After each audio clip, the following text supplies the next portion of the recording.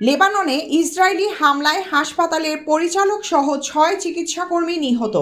লেবাননের বালবেক হারমেল প্রদেশের বৃহত্তম হাসপাতাল দার আল আমাল হাসপাতালের কাছে মারাত্মক বিমান হামলা চালিয়েছে ইসরায়েল। দেশটির স্বাস্থ্য মন্ত্রণালয় জানিয়েছে, এই হাসপাতাল, যেটি ইসরায়েলের অব্যাহত হামলার মধ্যেও গুরুত্বপূর্ণ স্বাস্থ্য পরিষেবা প্রদান করে আসছিল, লেবাননে যুক্তরাষ্ট্রের যুদ্ধবিরোধী চেষ্টার মধ্যে এই হামলা চালালো ইসরায়েল। শনিবার ২৩ নভেম্বর এক প্রতিবেদনে এ খবর দিয়েছে আরাম নিউজ। লেবাননের স্বাস্থ্য মন্ত্রণালয়ের বিবৃতিতে বলা হয়েছে, কাপুরুষোচিত ইসরায়েলি হামলায় হাসপাতালের পরিচালক ডাক্তার আলী আল্লাম এবং তার ৬ সহকর্মীর মৃত্যু হয়েছে। এতে বলা হয়, চিকিৎসাকর্মী এবং স্বাস্থ্যসেবার বিরুদ্ধে এটি ক্রমাগত ইসরায়েলি আগ্রাসনে। লেবাননের গণমাধ্যম জানিয়েছে, কোনো সতর্কতা ছাড়াই এই হামলা চালিয়েছে ইসরায়েল।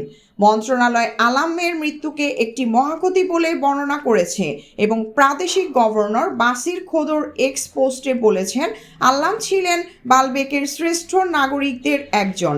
লেবাননের স্বাস্থ্য মন্ত্রণালয় আরও জানিয়েছে, শুক্রবার ইসরায়েলের আরেক বিমান হামলায় দক্ষিণ লেবাননে ৫ জন স্বাস্থ্যকর্মী নিহত হয়েছে।